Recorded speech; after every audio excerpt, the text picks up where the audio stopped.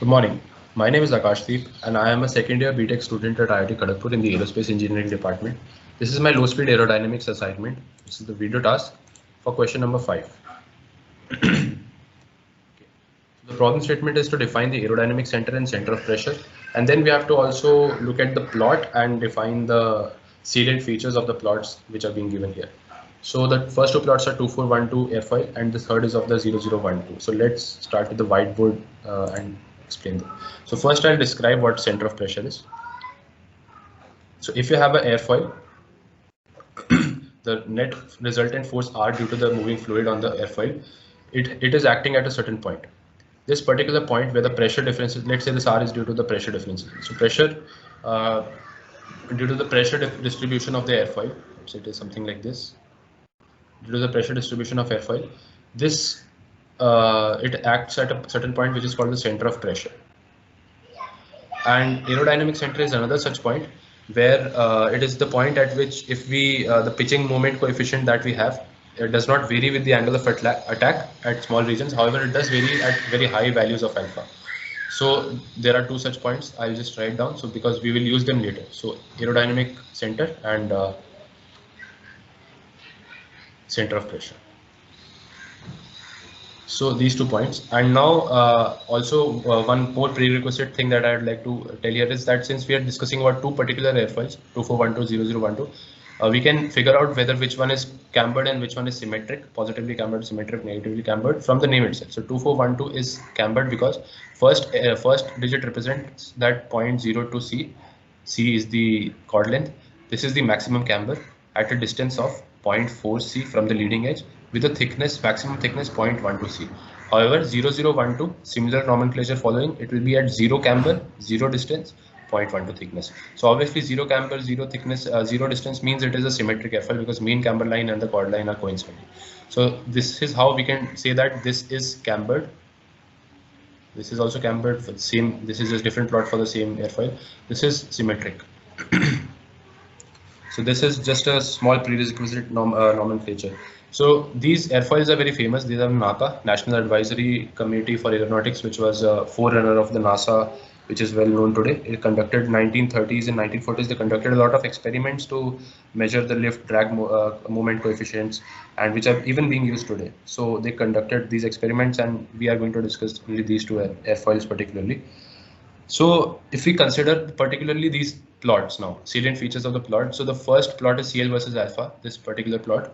We can say it has a variation. It was found that it has a particular variation of CL varying linearly at a certain region in alpha, and then suddenly varying it non-linearly, decreasing very drastically after a certain alpha region, a certain angle of attack. So it reaches a particular maximum value CL max and then again leaves the non-linearity. So in linear region, you can define a slope called A0, which is just nothing but dCl by d alpha, lift slope.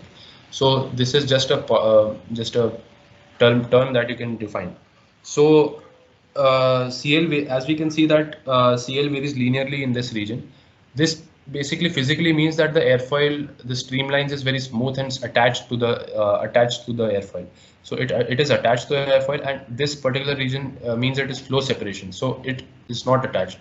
So after a certain point, this alpha when increases at a certain point, this air starts recirculating. There is a lot of dead air inside this. There is a lot of dead air inside this, which leads to decrease in lift and increase in drag, huge increase in drag and huge decrease in lift.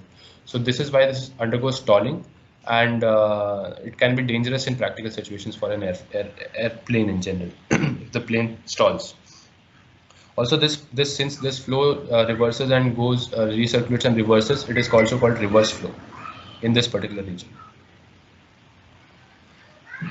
So the consequence of the separated flow, as we know, at high is precipitous decrease in lift and large increase in drag, and it is stalling. And so maximum CL max, this maximum CL max is basically a term that is dependent on the viscous effects.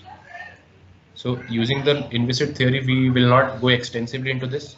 We will only just remember this fact: the CL max is dependent on viscous, and it is actually dependent on RE. So RE is a similarity parameter which includes viscous effects.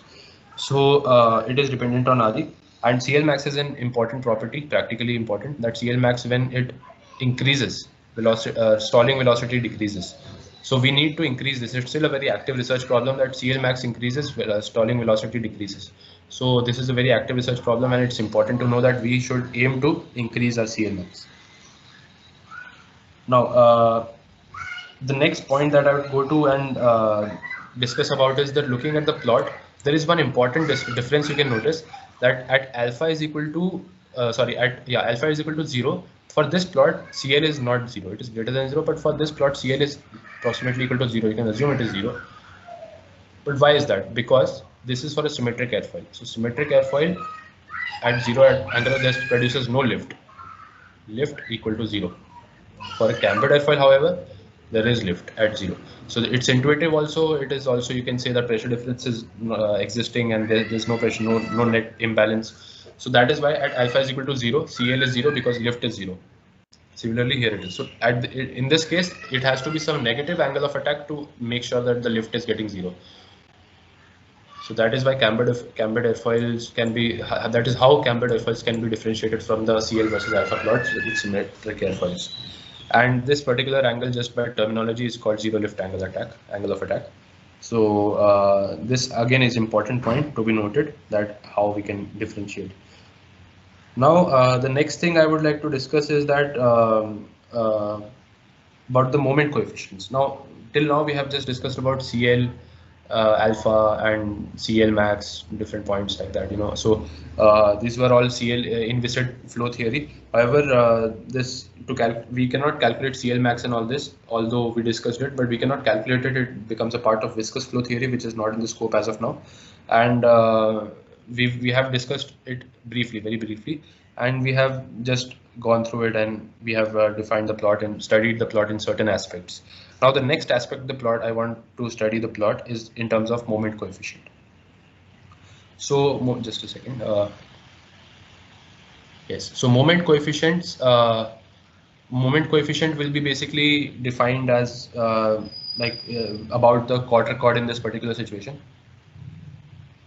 It is a very practically defined point, very practically used point, highly used point. So quarter chord is a very important point in most cases.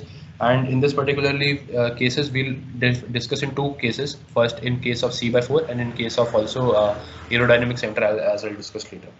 So now in this particular plots, the first if you consider this particular plot, first particular plot. So in this, you can say that moment coefficient is taken about quarter chord point, and it is varying. I mean, it is you can say that it is, you can see that moment coefficient is insensitive to RE except at large alpha. You can in this particular case, you can see that it's because at small RE, this dot is they're coinciding at small alpha, but at large alpha they are kind of not, they're having some disparity. So you can see another kind of information that you can take out from here is that since RE is mentioned over here, it has this use. This is the particular use of RE that shows that at particular alphas, large alphas, it becomes kind of variable, but at small it is insensitive.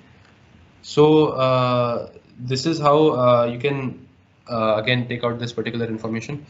But the most important information in terms of moment coefficient, I think, is that you can see in this figure, the central figure, you can see that the moment coefficient is not a function of alpha, because it's not varying with alpha. It's not varying with alpha. With alpha, it is a very constant value, not at all varying. So this is because we are taking this moment coefficient about the aerodynamic center, CMAC. So CMAC, this doesn't change, because this is CMAC for this CMC/4. CMAC we are taking, it doesn't change. It is a very constant value, and I had previously defined AC as aerodynamic center as the point at which about moment coefficient does not vary with alpha. So the same thing is happening over here, and we can practically observe it graphically. Sorry, we can graphically observe it that it's not changing, and that is how we can say that this is an aerodynamic center taken as for the moment coefficient. And with this, we have very well studied the plot, all the plots. I think we have studied various aspects, and whatever is labeled, we have mentioned it. So this, all the linearity, these moment coefficients about C by 4 and about alpha, what is the difference? About C by 4, we said that it doesn't vary, it is kind of insensitive to RE, but at large alpha it is sensitive, because we can see there's some disparity, not equal points, but in this squares and circles are coinciding. So we discussed a lot of things.